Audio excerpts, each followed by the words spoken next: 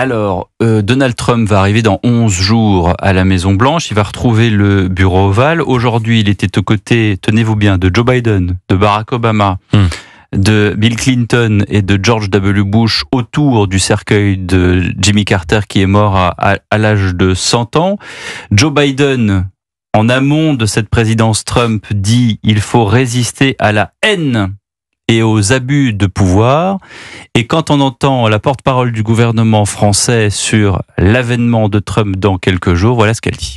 Aujourd'hui, il y a la montée des blocs, qu'on peut traduire par une forme d'impérialisme qui se matérialise à la fois concrètement sur des déclarations comme celle de M. Trump, qui sont des déclarations sur du physique, l'annexion de territoires entiers, et puis aussi de façon numérique, j'allais dire, par la force numérique d'un certain nombre d'opérateurs mondiaux, qu'ils soient d'ailleurs américains, chinois ou autres, d'ordonner la pensée et d'orienter la pensée.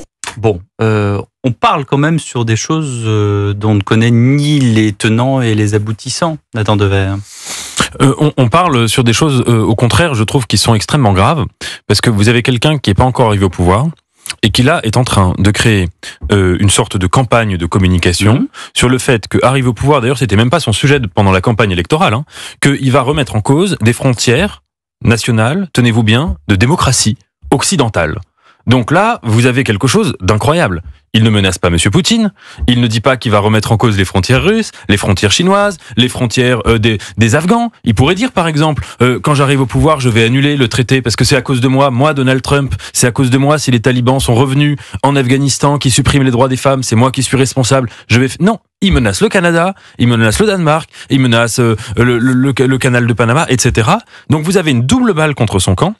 Premièrement, une balle contre le camp de la démocratie face au régime autocratique, et deuxièmement, une balle contre le camp occidental d'un point de vue géopolitique. En 40 secondes, Alexandre Malafaille, pour clore. Make America Great Again, c'est son programme, il le met en œuvre, il a l'intention sans doute de se replier sur sa zone d'influence directe pour constituer un bloc plus solide, parce qu'il en a besoin par rapport à la façon dont le monde se radicalise aujourd'hui, et après, comme c'est un négociateur, il fait monter les enchères. C'est-à-dire qu'il dit au Groenland, moi je veux effectivement récupérer... Il voulait l'acheter d'ailleurs. Oui, il veut l'acheter, mais il l'achètera pas. Mais ce qu'il veut faire, c'est négocier pour aller mettre la main sur les ressources qui sont en train de se dégager compte tenu du changement climatique. Et le Danemark a dit qu'il était ouvert aux négociations.